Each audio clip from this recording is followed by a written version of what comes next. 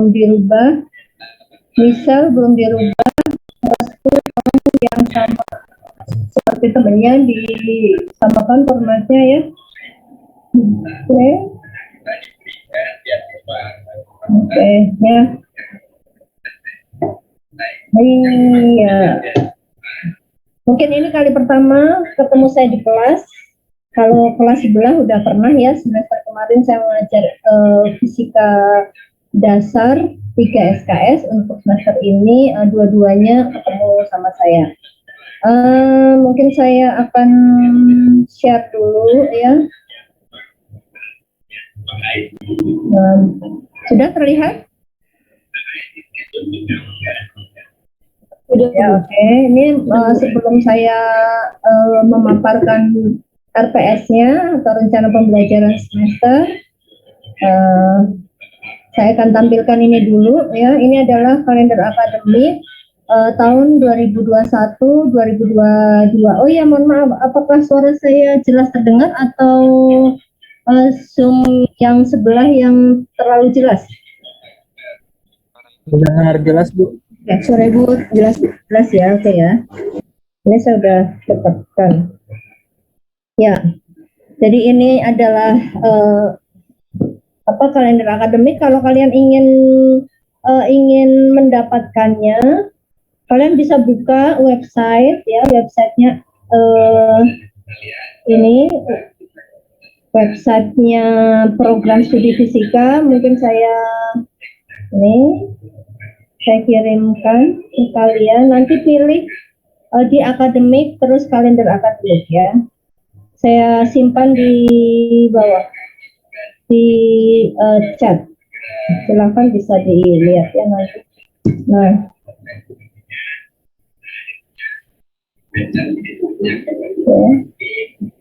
ya sudah ada. Kemudian untuk ini ya, kita lihat di sini kita berada di semester gasal. Semester gasal itu sekarang masih di sini ya posisinya, pengasahan KRS oleh penasihat akademik ini masih diperpanjang sampai tanggal 4 September, sehingga nanti 4 atau 6 September dicek ya KRS-nya belum belum di ACC oleh pembimbing akademiknya atau penasihat akademiknya, mohon untuk menghubungi dosennya, mohon untuk melakukan bimbingan ya, dicek. Saya mungkin juga termasuk orang yang belum checklist, terutama mahasiswa bidik misi ya, karena bidik misi baru bisa isi hari Senin kemarin. Nah, kemudian perkuliahannya kita mulai dari tanggal 23 Agustus sampai 10 Desember ini ya. Nah, ini tadi saya sudah hitung, ini pas kali 16 minggu. 16 minggu dan ada perubahan KRS, ada ini ujian tengah semester ini di 11 sampai 16 Oktober. Itu adanya di semester, sebentar saya hitung, 1, 2, 3, 4, 5, 6, 7, 8. Jadi benar-benar minggu ke-8 kita harus UTS ya. Minggu ke-8 harus UTS. Kemudian nanti ada setelah terakhir kuliah ya, pekan akhir kuliah ini ya, kita ada 1 minggu ya, ini 1 minggu waktu pemenuhan perkuliahan. Jadi kalau misalkan seperti saya minggu ini mungkin belum efektif ya, saya masih bisa mengganti di sini, atau kalau tidak nanti bisa juga kita adakan kuliah pengganti. Kemudian nanti nilainya akan ditampilkan di sini, pengumuman nilai 10 Januari ya.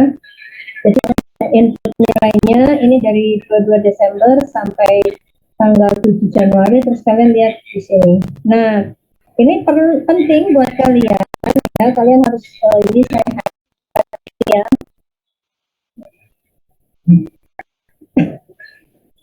Ini saya highlight. Nah, ini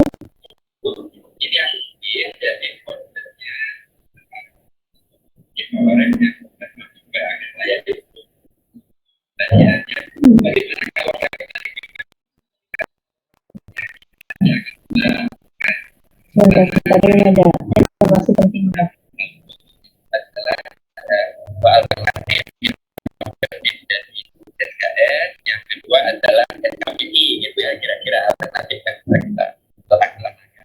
Nah ini memang kita harus berdiskusi dengan para koordinator program studi supaya bisa dipastikan pada ini, mengingat kita masih punya waktu sampai tanggal berapa tuh pengisian KRS oleh mahasiswa ya, masih ada waktu dan kita akan sehingga bisa saja kalau mahasiswa itu tidak bisa dikonversikan ke mata kuliah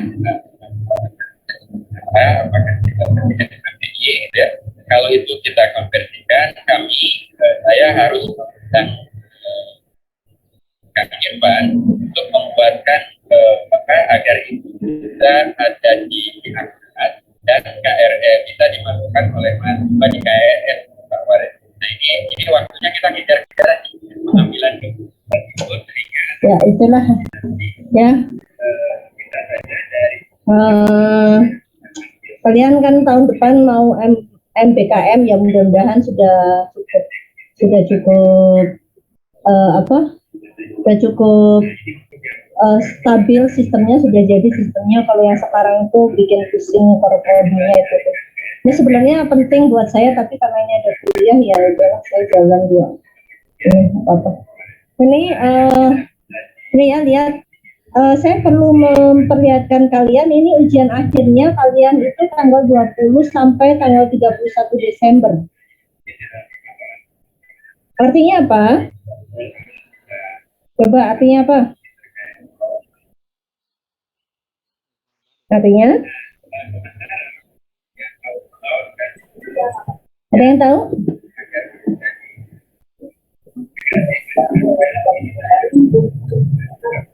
Saya belum tahu, Bu. Ini kan banyak libur biasanya ya. Mungkin ada yang akan merayakan hari raya ya. Tapi lihat ini, kalau saya lihat saya mungkin kalian bisa cek juga di kalender kalian. Nah, kebetulan itu tanggal 25 Desember itu jatuh hari Sabtu. Kan hari Sabtu, kemudian hari Minggu. Nah, mungkin nanti harus dijadwalkan kalau misalkan ada yang ingin jalan-jalan, ingin liburan, misalkan kayak tahun kemarin kan itu pada akhir tahunan gitu ya. Nah, itu jangan kalau mau pesen tiket pesawat, siapa tahu nanti pesawatnya sudah bisa lebih bebas, atau mau pesen tiket kereta ya, pesen hotel gitu, bilang sama orang tuanya bahwa ini tanggal 20 sampai 31 Desember 2021 ini adalah UAS ya. Ingat ya. Jadi kalau mau agak agak longgar pergi-perginya, atau misalkan mau nengok keluarga yang lain, atau mau ada yang mudik gitu ya, setelah tanggal 31 Desember. Nah, ini nanti kalian punya waktu dari tanggal 1 Januari sampai tanggal nah ini nanti kalian mulai ada masuk semester 2 di sini ya. Ini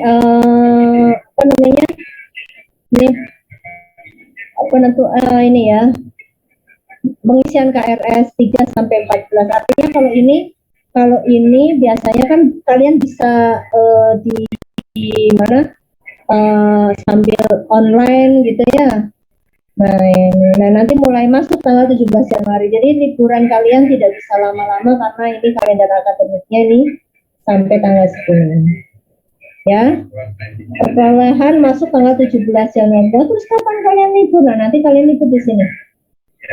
Nah, lihat nih, ini ada 4 Juni nih UAS semester genap. Nah, terus nanti kalian bisa libur di sini. Ini ya, kira-kira inilah pengumuman nilai sementara. Nah, paling kalian nanti bisa libur nih daerah sini. Nah, ya, ini libur. Gitu. Jadi yang saya highlight ini ya, ini mungkin saya harusnya beda itu ya, beda warna ya biar kalian. Nah, kalau hijau berarti kalian ini bisa off. Kalian off, kita mah kerja terus gitu ya. Jadi ini highlightnya nggak keluar ya.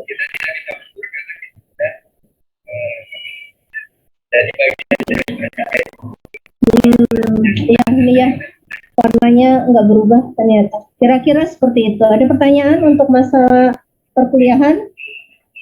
Silahkan. Saya mau tanya Bu, Oh iya, ini kuliahnya ada kemungkinan offline nggak Bu? oke. Mungkin saya akan bukakan juga ini ya. Tadi saya sebentar.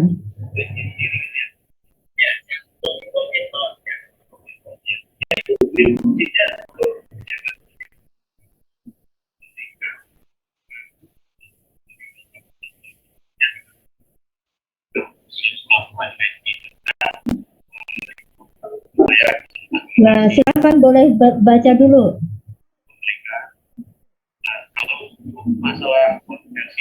Kelihatan?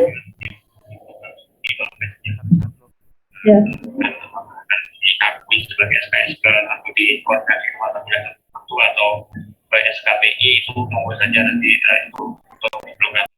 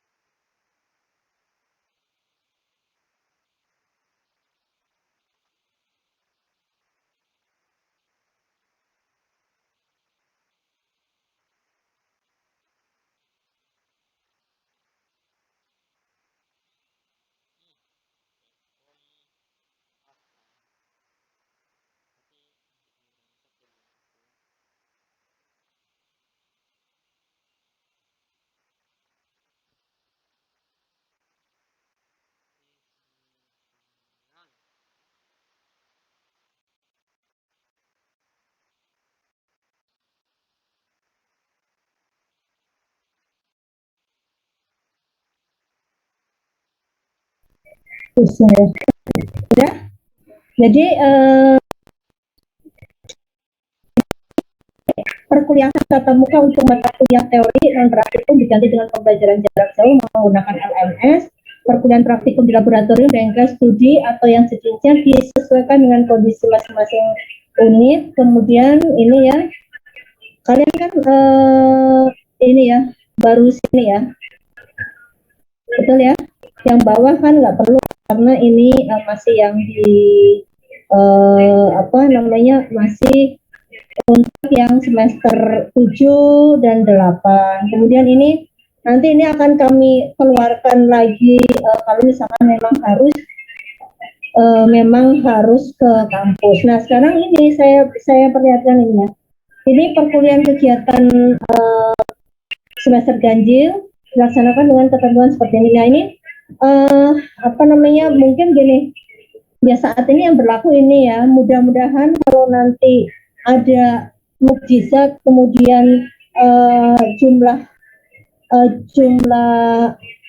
apa namanya, active case-nya, daily active case-nya itu turun, bisa jadi nanti akan ada revisi atau ada aturan yang baru ya. Kita kan akan bergantung pada ini, karena kita ada di DKI ya, kita ngikutin DKI dan pusat gitu ya.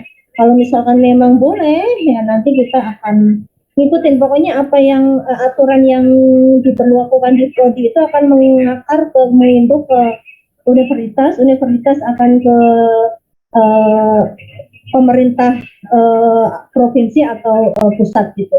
Nah kemudian di sini ya perkuliahan praktikum di laboratorium ini dilakukan secara luring dengan mengikuti protokol COVID. Nah ini mudah-mudahan saya berharap ini kan karena kan elektronika itu ada apa namanya ada praktikumnya ya, praktikum elektronika, dan yang tahun lalu juga belum praktikum gitu. Jadi nanti kami akan berencana ya untuk yang tahun ini mudah-mudahan bisa, walaupun kalian tidak full ngambil data, tapi apa namanya mungkin kita tidak harus setiap minggu, tapi itu teknisnya nanti karena di tingkat fakultas sendiri baru akan dirapatkan besok. Jadi saya juga tidak bisa memberikan pengumuman lebih lanjut. Kita ya berdoa saja mudah-mudahan ini ya, karena kami harus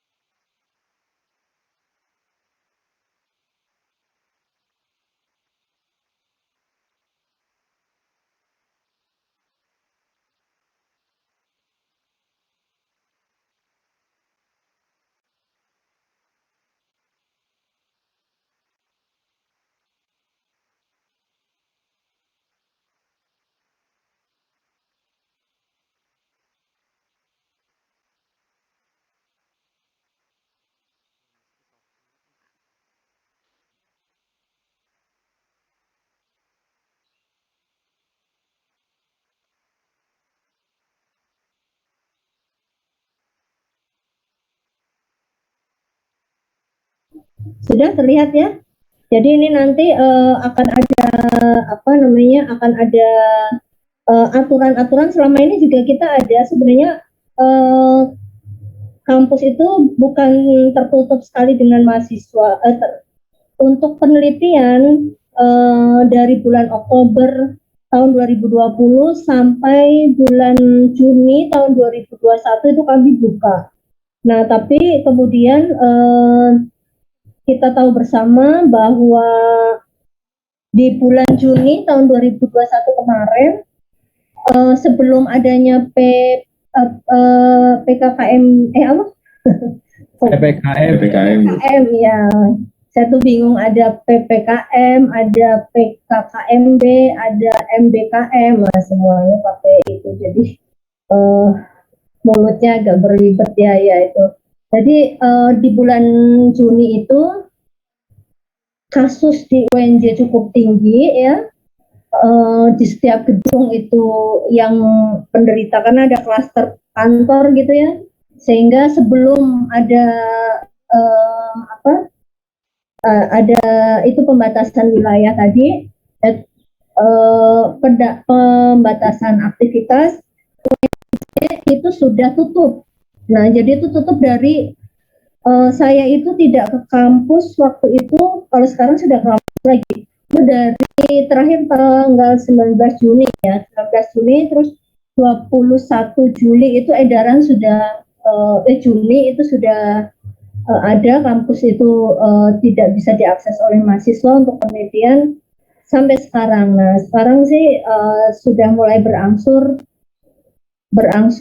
dosen, kemudian karyawan sudah pada datang, tetapi mahasiswa belum diperbolehkan untuk penelitian. Mudah-mudahan besok hasil rapatnya bisa mengizinkan mahasiswa minimal yang penelitian skripsi dulu ya, yang mau skripsi kan kasihan nggak lulus-lulus. Nah, nanti kalian berdoa aja mudah-mudahan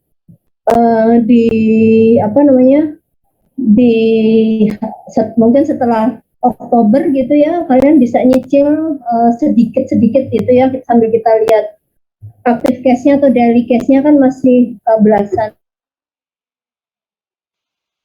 bisa di bawah 10.000. Nah itu nanti kita berangsur mungkin bisa membuka untuk praktikum gitu. Tapi alhamdulillahnya begini, di lantai 10 mungkin kalian belum pernah, saya nggak tahu ya apakah kalian sudah pernah ke kampus atau belum, tetapi kalau di lantai 10 itu selama kemarin aktivitas penelitian skripsi itu tidak ada yang ada satu mahasiswa saya yang sakit, tetapi itu penelitiannya memang tidak di lab tapi dia di rumah, jadi klaster rumah, yang ketularan siapa dulu terus keluarga kena semua gitu ya. Terus kalau aturan di lantai 10 itu lumayan ketat. Untuk datang pertama kali kalian harus bawa hasil tes antigen, kemudian kami juga meminta kalian untuk datang nggak pakai angkutan umum, jadi harapannya mungkin bisa naik motor atau mungkin diantar keluarganya. Kalaupun nanti naik angkutan umum, dan ini sebenarnya berlaku untuk semua, jadi kita menyediakan atau semua mahasiswa yang mau masuk lab itu di lobi itu harus berganti sandal, sepatunya disimpan, ganti sandal, kemudian harus pakai ya emang ribet tapi itu memang seperti itu prosesnya, harus pakai baju yang memang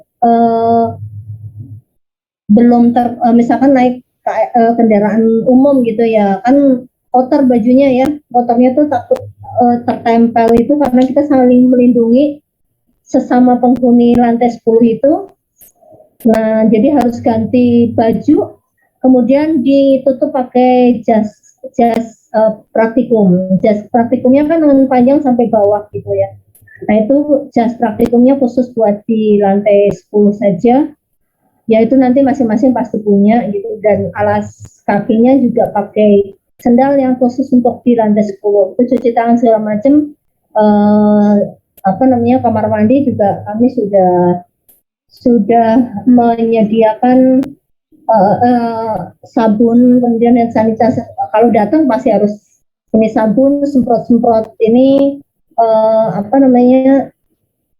desinfektan. Terus kalau kalian sudah pulang, jadi kami hanya membuka dari jam 8 sampai jam 3 sore atau jam setengah 3. Itu juga kalau udah masuk lab, udah di lantai 10 ya harus membawa makanan dan minuman yang akan dikonsumsi di situ.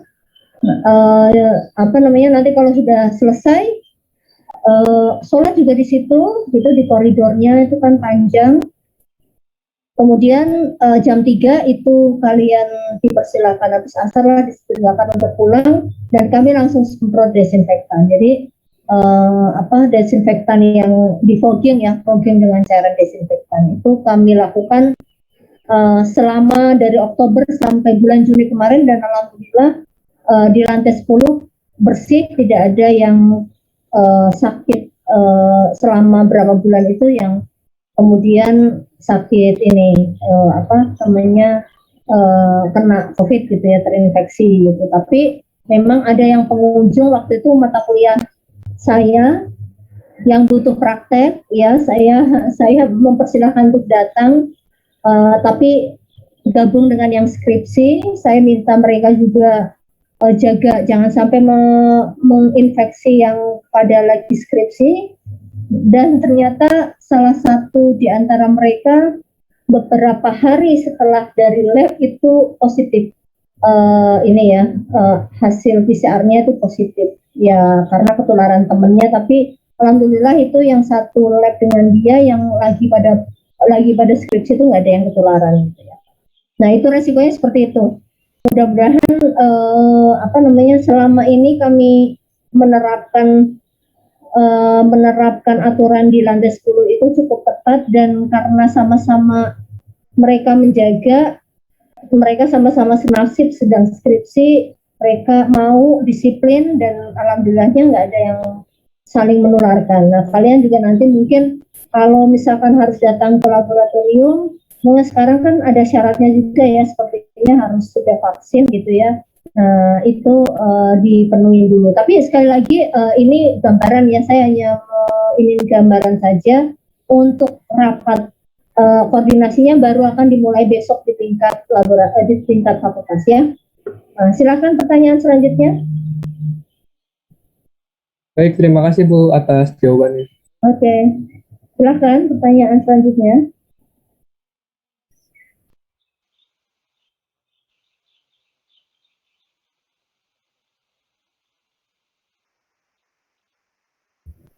Ibu mau nanya, Silakan.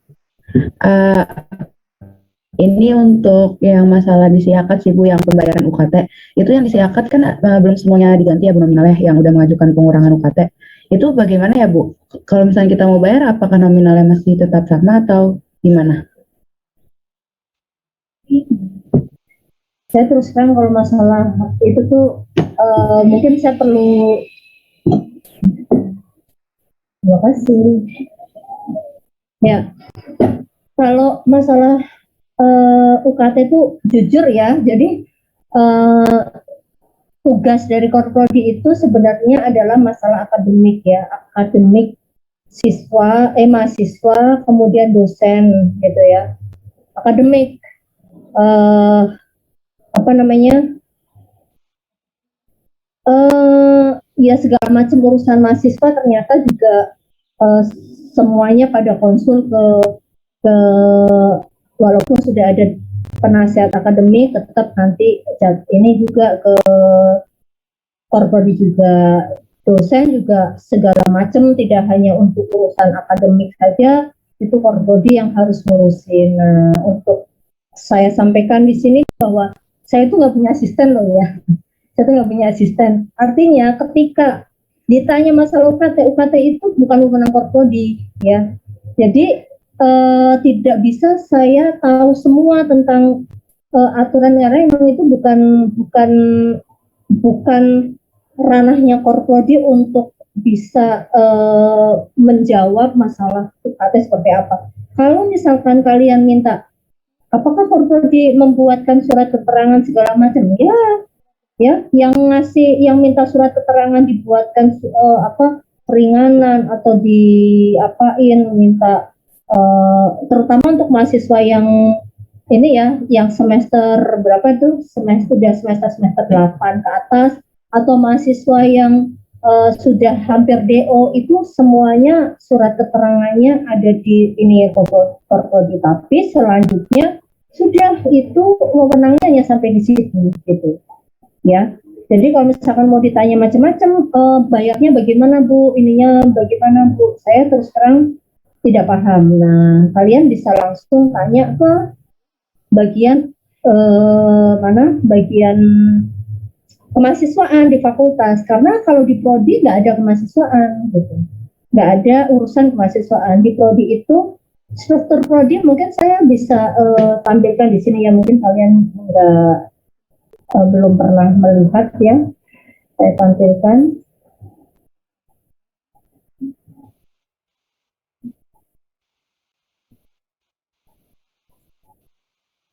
Jadi saya terus terang bukan PC yang tahu segala macam gitu. Dan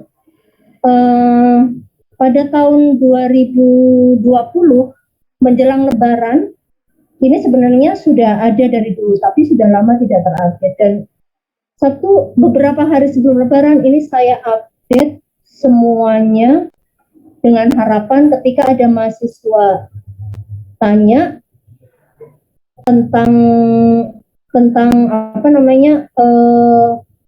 tentang kurikulum atau tentang kalender akademik, saya bisa langsung bukakan di sini ya. Nah, kalau kalian mau lihat nih struktur organisasinya, jadi kamu bisa lihat bahwa di prodi itu ramping sekali ya, di prodi itu ramping sekali. Kamu bisa lihat ini ya. Nah, ini saya posisinya di sini. tidak ada asisten, tidak ada sekretaris. Ini adalah sekretariat. Sekretariat itu sekretariat itu melayani ini 1, 2, 3, melayani semua dosen rumpun 25 orang gitu ya, 25 orang. Nah, kemudian kalau urusan laboratorium baru saya dibantu oleh laboratorium. Masih mending Kaleb. Kaleb itu dia punya pembantunya banyak, 3. Kamu bisa lihat saya ada nggak? Nggak ada kan? Nah, jadi segala macam kalau kamu mau tahu dari mulai surat menyurat segala macam itu ya harus saya handle, kecuali memang si sekretariat prodi ini bisa bantu saya gitu. Jadi kalau misalkan ada nih mahasiswa japri ke saya terus, pekerjaan saya nggak hanya balesin WhatsApp ya, pekerjaan saya nggak hanya balesin WhatsApp karena saya hubungannya banyak, saya harus kesini, saya harus ditagih-tagih sama ini, gugus ini, kemudian saya banyak pekerjaan yang berhubungan dengan ini. Di luar sini masih ada yang universitas nih, contohnya yang tadi saya itu adalah urusan MBKM mahasiswa 2019-2018 yang harusnya mereka belum ngambil MBKM, tapi udah pada ngambil MBKM, akhirnya jadi masalah lagi buat saya, buat korprodi, seperti itu ya. Jadi kalau misalkan kamu mau tanya bagaimana tentang itu, ya jujur, bahkan untuk penerimaan mahasiswa baru pun itu bukan wewenang prodi ya. Siapa yang daftar, berapa orang yang daftar, siapa yang keterima itu prodi sama sekali tidak tahu. Tahu-tahu sudah brek aja ya. Tahu-tahu sudah brek, ini nama mahasiswanya. Sudah itu. Habis itu lu urus tuh. Nah, dan itu tugasnya ya dibatasi untuk yang masalah akademik studi ya, akademik termasuk studi gitu. Oke. Silakan. Dan satu lagi saya beritahukan di sini untuk saya baca ini ya, minta tolong buat tadi siapa tadi yang tanya pertama siapa? Niko. Minta tolong nanti. Iya, tolong karena saya harus memasukkan ini, kalian bisa lihat ini belum saya update ya, ini terakhir update. Mungkin ada yang awal-awal 2021 yang sudah memasukkan, belum saya update. Ini baru yang terakhir tuh akhir Desember. Nah, jadi buat yang mau memasukkan prestasinya, tolong dimasukin ke sini. Ya, ini nanti ada nih. Ya. Data prestasi mahasiswa, tolong dimasukkan dan diupload sertifikatnya, gitu ya, buat siapa aja. Oke, itu mungkin. Silahkan yang lain.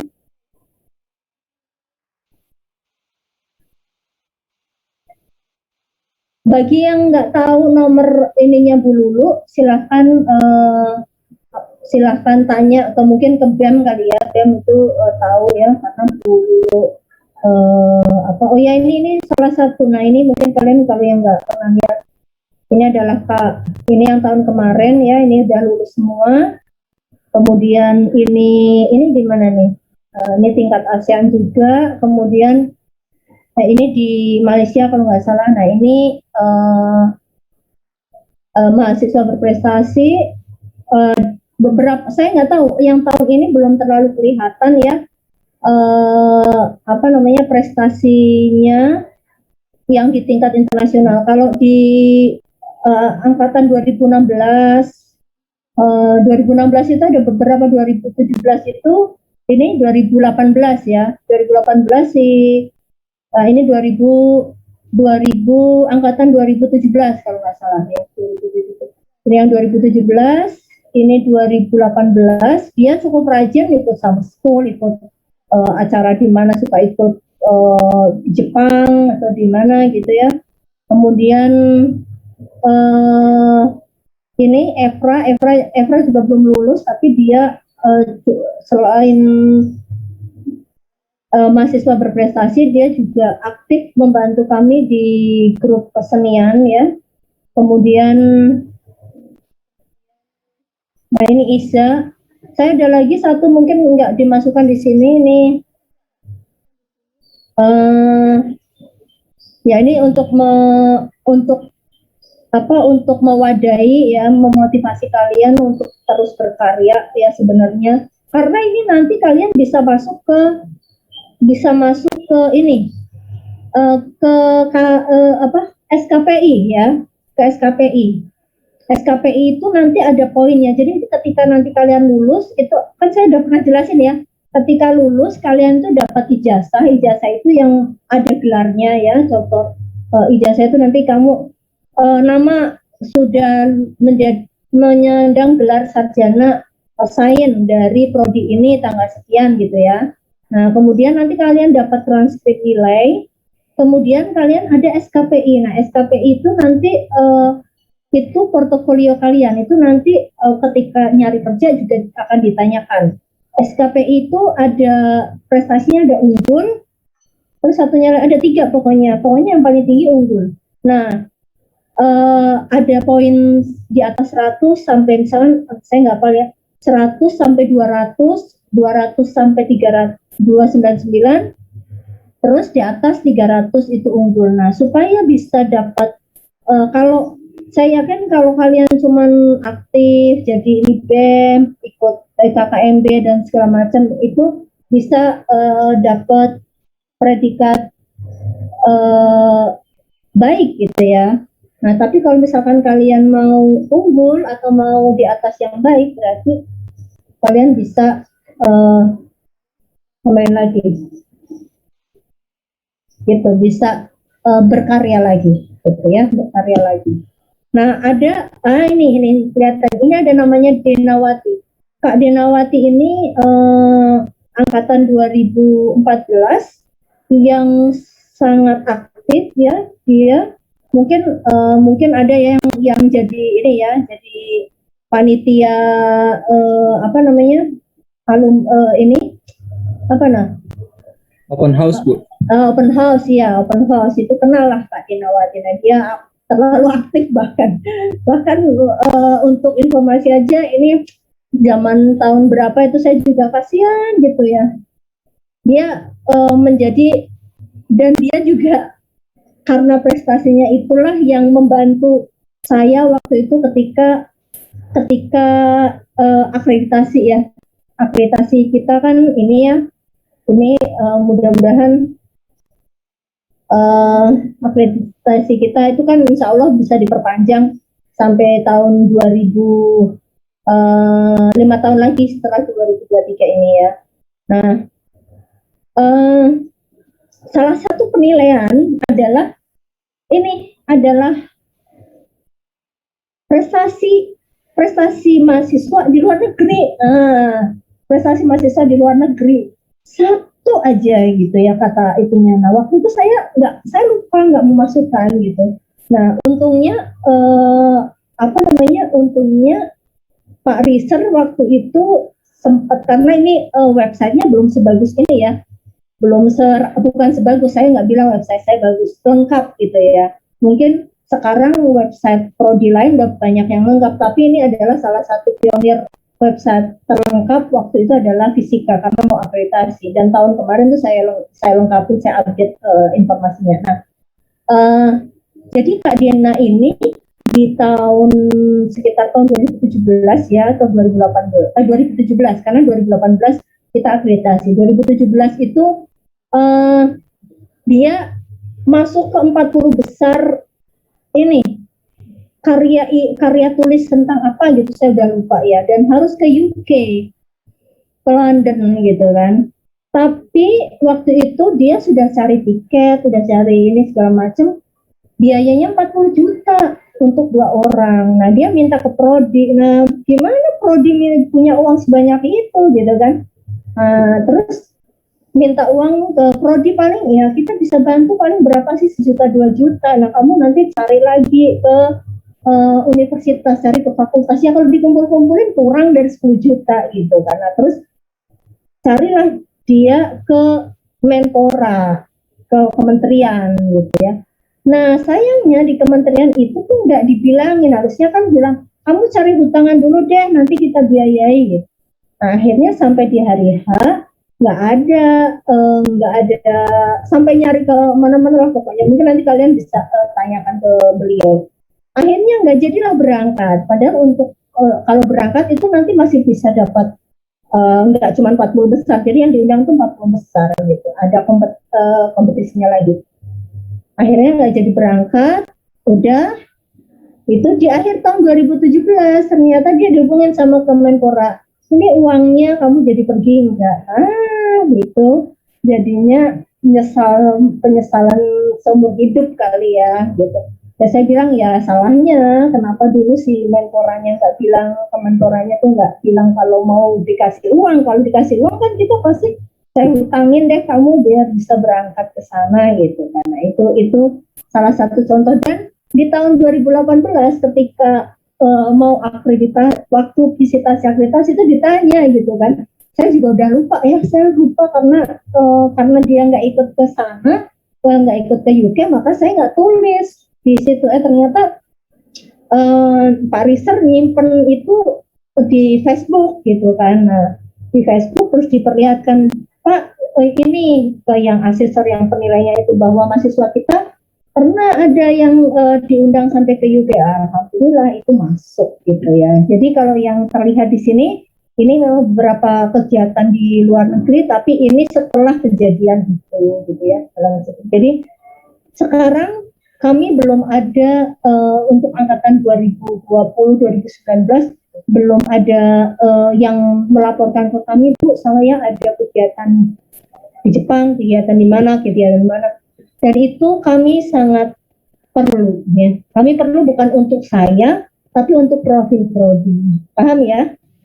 Dan ini akan terpampang nanti.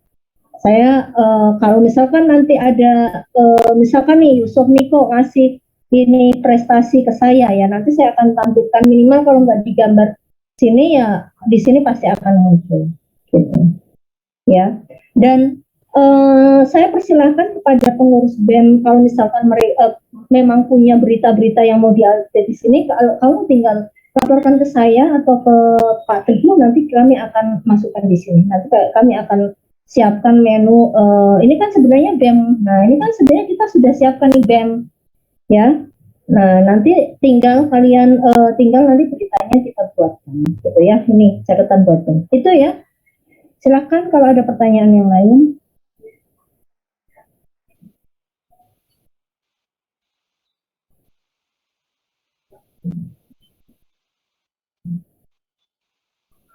Nggak ada? Nah, sekarang saya akan masuk ke sini. Ini tadi sudah ya, yang ini, yang edaran sudah, SK sudah. Ini mohon maaf, mungkin hari ini saya lebih banyak bercerita dan ini ya, memperlihatkan supaya kalian nanti nggak kaget gitu ya. Nggak kaget bahwa kita materinya cukup banyak. Nah, saya bilang gitu ya. Dan apa namanya, kalian ini ada di semester 3, mata kuliahnya cukup berat ya, mata kuliahnya cukup berat kan? Kalian punya, ya karena belum ngerasa, maksudnya mungkin kalian nggak ngerasa berat gitu, tapi kalau saya melihatnya adalah bahwa semester 2 itu kalian mata kuliah masih banyak mata kuliah yang apa namanya, yang biologi, Pancasila, bahasa Indonesia gitu kan. Nah, untuk yang semester ini mata kuliahnya sudah prodi semua, dan itu SKS-nya lumayan banyak, yang 4 ya kan, elektronika 4, mekanika klasik 4, terus apalagi yang 4, fisika matematika. Dan fisika matematika itu ada 1, ada 2 juga gitu ya. Dan kalian gini, saya selalu ingatkan kalian bertahan saja dengan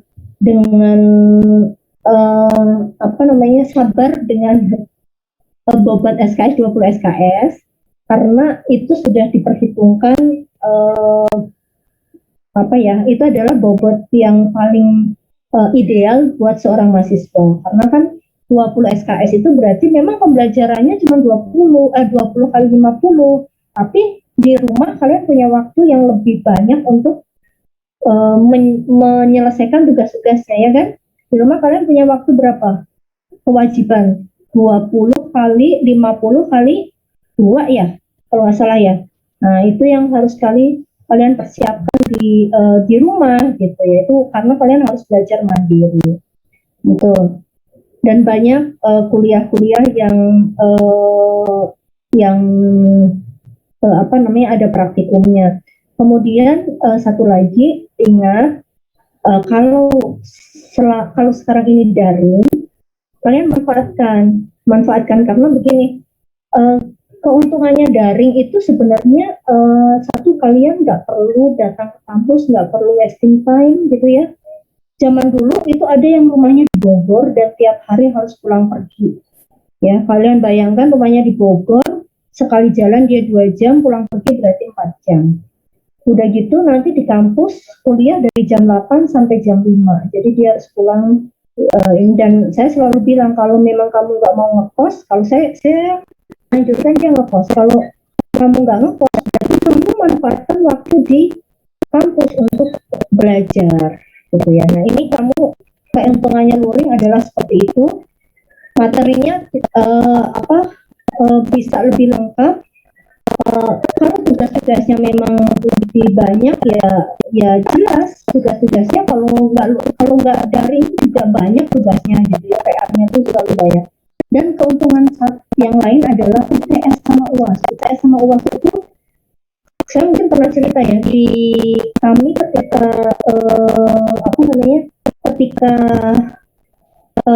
luring ya, jadi mungkin kamu bisa lihat di sini. Saya balik lagi di sini. Nah, ini fasilitas ya. Nah, ini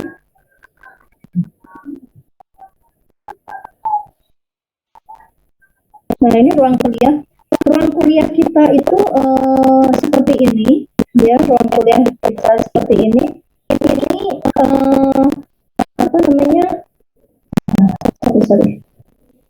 Nah, ini kapasitasnya sekitar 40 sampai 50, namanya seperti yang ini ya. Kalau misalkan kita sedang UTS UAS, untuk di prodi fisika dan pendidikan fisika itu kami membuat panitia khusus. Ya, jadi dilakukan 1 minggu, kita jadwal 1 minggu itu kalian nggak ada kuliah, dan ini nanti kapasitasnya kita buka semua ruang buat UTS UAS ya. Satu ruangan ini maksimal yang tadinya 50, jadi kita pakai 25 orang. Ya, jadi kalian paham, kami di sini ya kayak kalian mau ujian gitu ya. Cuman bawa alat tulis, pulpen, pensil, kalkulator manual ya, kalkulator itu, HP, kertas segala macam kalian simpan di dalam tasnya dimasukkan ke tasnya disimpan di depan. Terus ya. Nah, terus terus kami ada panitia. Ya, ini kalau di kampus B dulu, di kampus yang satunya lagi ini LCD-nya sudah kita pasang di atas, tapi kalau yang dulu nanti ambil lantai satu yang ada lantai satu untuk nanti dipasang gitu ya. Nah, terus aturan kalau misalkan kalian menyontek atau kerjasama itu langsung nilainya akan menurun. Jadi kalau misalkan UTS elektronika, Yusuf Niko ketahuan nyontek di kertas ya, karena kan pengawas satu orang ngawasin 25 orang dengan kondisi seperti itu, seperti kelasnya longgar gitu, bisa ngamatin, bisa lihat kemanapun, dan Yusuf Niko ketahuan misalnya nggak bisa nomor 1, nomor 2 bisa, nomor 3 nggak bisa, nomor 4 nggak bisa, harusnya nembak saja gitu, nggak usah tek ambil dari rumah sudah nanti mau nyontek nah, kan tek ketahuan tuh, udah langsung dicatat, ditulis, dibuat di BAP ya, berita acara bahwa nomor sekian ini sekian, ini sekian menyontek. Nah, nanti gambarnya akan langsung kita mau seperti itu. Akibatnya apa? Akibatnya yang nilai UTS untuk elektronika itu akan nol. Nah, kalau nol berarti gimana?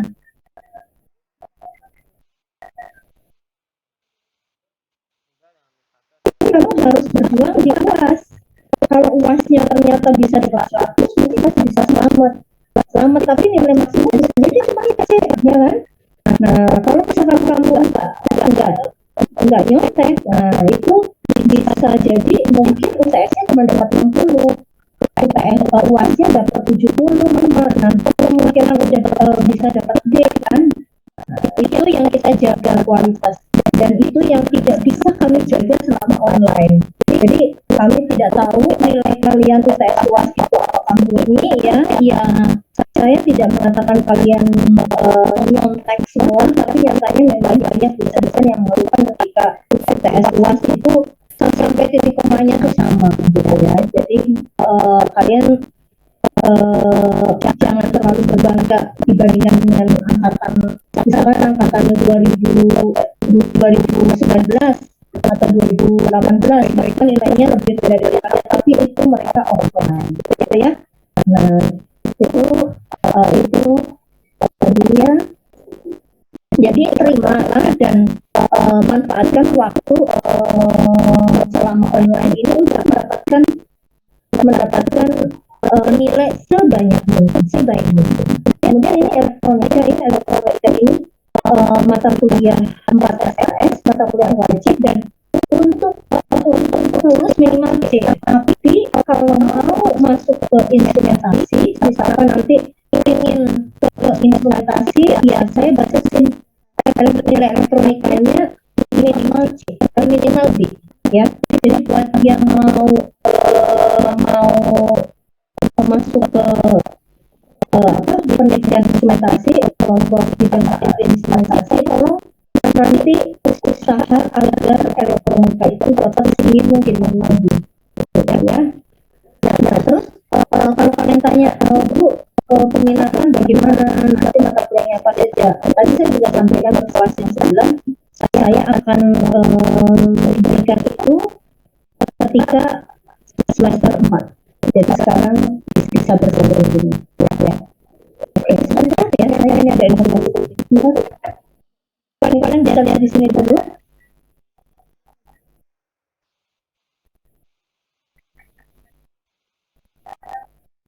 Oke, bentar ya.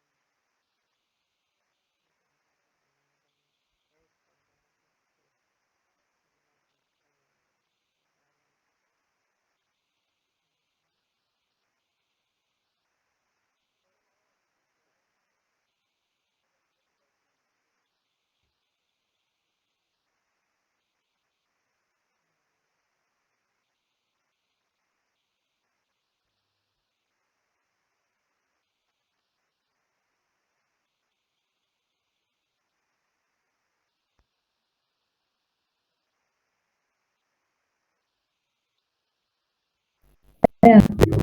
Jadi tujuannya apa? Tujuannya adalah mahasiswa memiliki kemampuan analisis rangkaian listrik, itu banyak belajar rangkaian listrik ya, menggunakan teori rangkaian dan penerapannya pada rangkaian semikonduktor.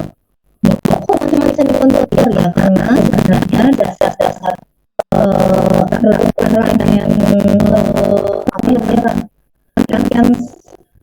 rangkaian lanjut ya, tidak elektronik yang biasa kalian dapatkan mungkin hanya terdiri dari komponen baterai sama resistor saja, tapi nanti kita nggak pakai itu saja, kita akan pakai dioda, kita pakai transistor, kita pakai OM, semuanya itu merupakan rangkaian semikonduktor ya.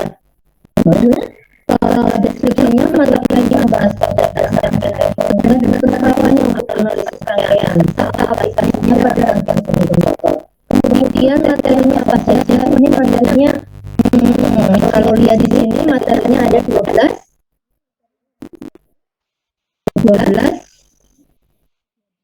ini ya.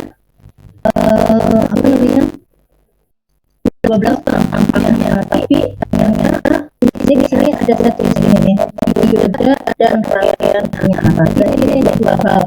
Kemudian ini ada transistor dan rangkaian bias.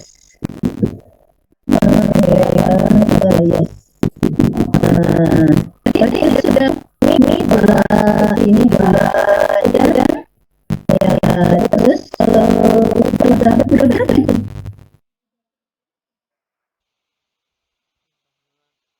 Ada analisa ada rangkaian terus ada yang belum itu kapasitor dan induktor. Nah, ini mungkin biar nggak terlalu gampang banget kapasitor dan saya tulis ini rangkaian order satu. Terus sini ada rangkaian order dua.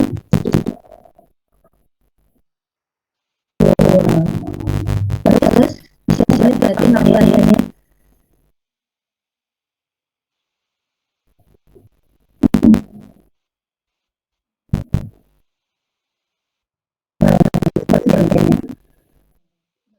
ya dari tampak ternyata kalau di sini terdapat 13 ternyata di sini ada tambahan satu dan dua jadi ada 14. Jadi kalau kita lihat itu 16 minggu ya 16 minggu harus selesai LTS kelas, maka bisa kita simpulkan bahwa salah satu minggu itu saya harus selesai satu minggu dalam 2 hari pertemuan. Tapi pada kadang yang ini kalau benar-benar ini sama ini saya bisa temukan ya kan yang mulai agak banyaknya pelatihan di sini yang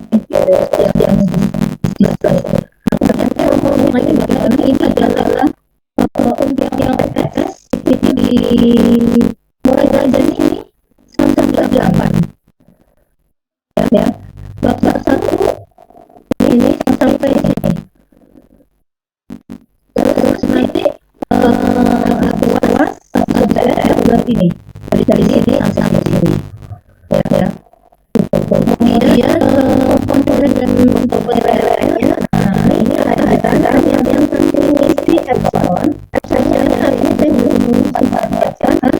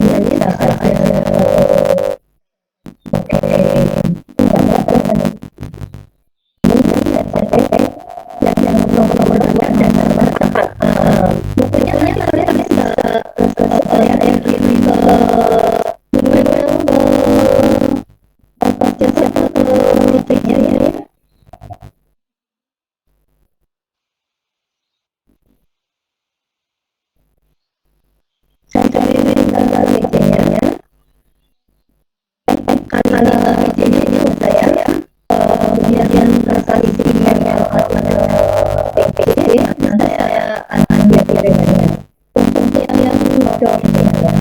Kemudian saksinya kita sementara apa yang tadi dilakukan kan seperti ini.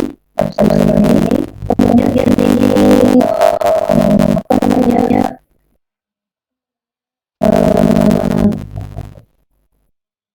keterangan saja itu kan sampai 32 sampai 32 itu ada dua-duanya bahasa sisi ini.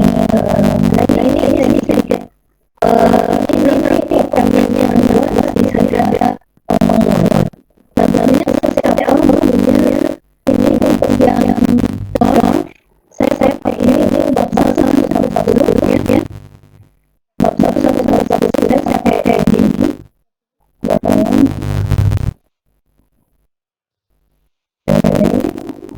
Dan ini sesuai area setiap komponen sampai ini sudah saya ya. Kemudian ya ini 14 nanti diambil oleh kalian yang mau menulis yang memang belajar dari semester mana ya. Ini untuk buku yang pertama, buku yang kedua ini ada buku ini. Kalau buku yang pertama ini pertanyaannya satu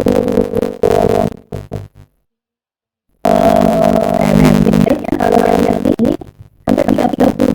Jadi ini berat bukunya. Nah, saya harus dari sini dari contoh dari dia ya. Kemudian ini rangkaian dia. Kemudian ini sasa pos bioda ya. Kemudian dia ada JT internet dan transfer ya dari sisi ini yang dibayar. Jadi itu sama berapa? Jadi ada di berapa? Yang ini 8. Jadi totalnya yang harus itu 8. Kita selesaikan kan? Benar? Kayak ya. Buat saya ya yang terakhir saya kos-kosan. Itu kos-kosan coba belajar normal yang jadi saya yang sama kalian untuk mencatat bahasa belum itu yang kadang-kadang jadi ini saya belajarnya bisa biasanya saya bisa saya ya kadang belajarnya di seperti ini dan saya analisis oke website itu atau kadang-kadang saya pakai ini ya pakai screen juga mana yang ini ya kebetulan saya screen ya kemarin saya yang tugaskan yang sampai 95 saya masih setiap tahun jadi nggak enaknya kalau tablet itu harus nonton dengan PC yang laptop yang saya agak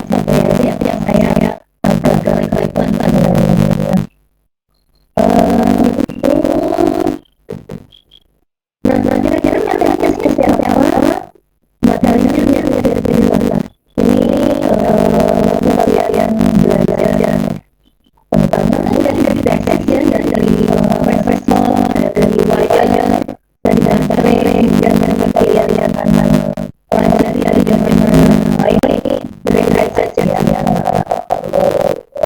panjang lebar saya punya waktu untuk melakukannya sebenarnya dengan ini berarti nanti ini ada segalanya ada pegangan yang ada yang pendek jadi ada susah halus ada pegangan kemudian kalau di organisasi yang memang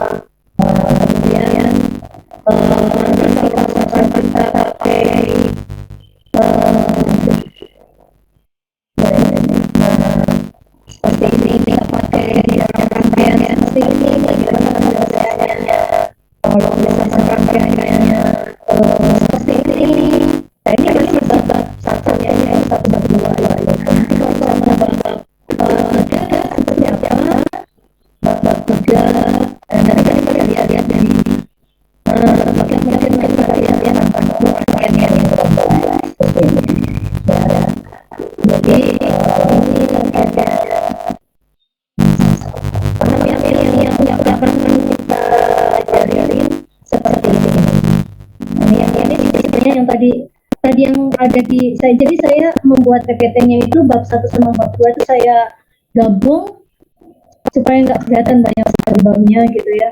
Terus nanti baru kalian analisis. Nah ini ada yang lebih kompleks. Kalau lebih kompleks dia ada di bab 4 seperti ini.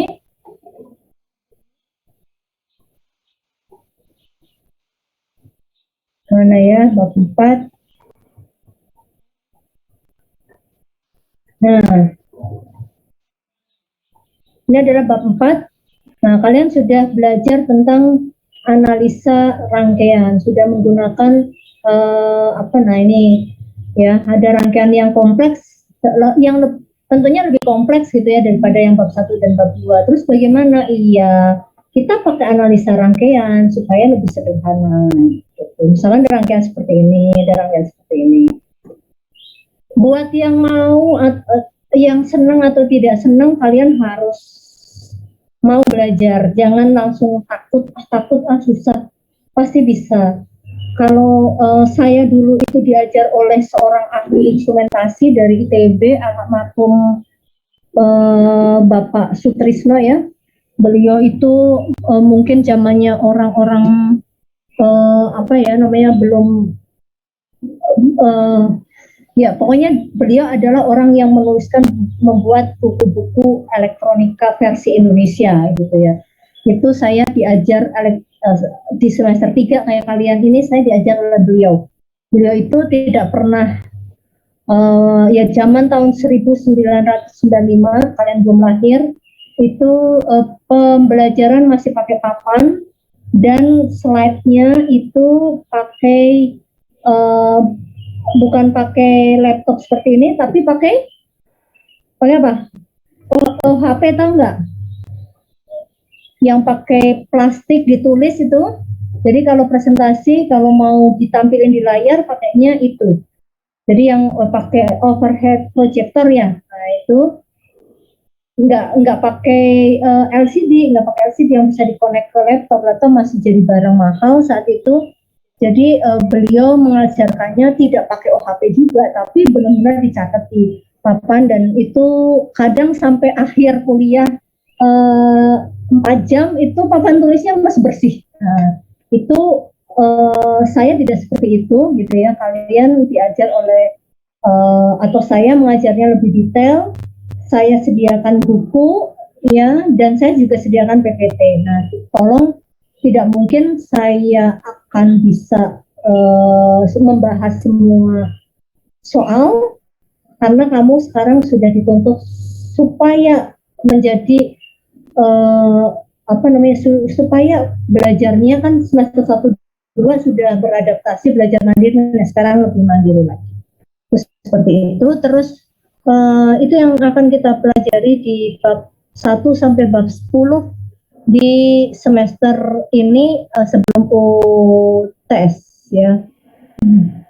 Ada pertanyaan silakan. Kalau misalkan yang belum belajar lihat kayak gini, aduh takut ya, nggak usah takut. Kan kita awalnya dari ini saya overview dulu biar kalian paham nanti yang dipelajarin itu. Mungkin kalian untuk bab 1 gampang cemen kayak gitu ya, alhamdulillah. Ya, nanti tetap perhatikan karena semakin ke belakang babnya itu semakin berat ya. Nanti sampai di mungkin di bab terakhir itu kita akan menyelesaikan seperti ini ya. Jadi pahami dari mulai awal. Silahkan, ada komentar. Tolong lebih aktif ya, saya capek kalau yang nggak pada aktif. Kalau di kelas sebelah itu juga ada yang aktif, itu saja, tapi maksudnya kalau ditanya itu masih, oh iya ada yang jawab. Kalau diem aja, saya bingung kalian paham atau tidak, kalian ngantuk atau tidak gitu ya. Cukup? Oh iya, tolong kalian kalau saya mengajar tetap sediakan alat tulis ya. Ya, jadi tetap sediakan kertas, buku itu karena kan nanti misalkan ada soal silahkan dicoba. Itu aja. Ya. Dan nanti diulang lagi kalau sudah selesai kuliah. Baik, kalau tidak ada nanti kita akan mulai kuliah semester minggu depan ya, hari Selasa ya, insya Allah ya, jam 1. Terima kasih atas perhatiannya. Tetap jaga kesehatan, tetap jaga semangat. Ingat semester ini cukup berat, banyak mata kuliah yang bobotnya 4, tapi dengan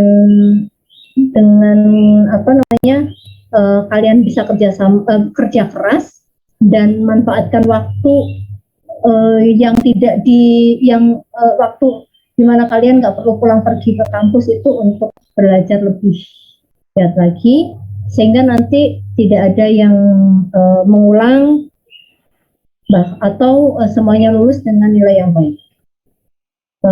Selamat sore, wassalamualaikum warahmatullahi wabarakatuh. Waalaikumsalam. Waalaikumsalam warahmatullahi wabarakatuh. Warahmatullahi wabarakatuh.